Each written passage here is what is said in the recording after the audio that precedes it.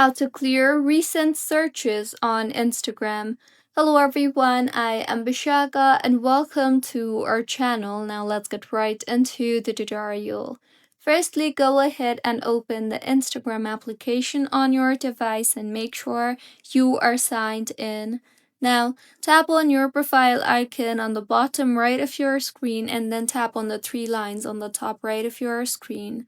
Further, scroll down and you will see the option for your activity under the How You Use Instagram tab.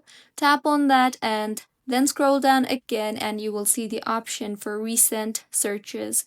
Tap on that and then tap on the Clear All option on the top right of your screen, and in the confirmation pop-up that appears, tap on Clear again, and with this, your recent searches will be cleared. So this is how you can clear recent searches on Instagram. If you find this tutorial helpful, please like the video and do comment if you have any queries. Also, do subscribe to our channel for more helpful tutorials like this. See you on the next one.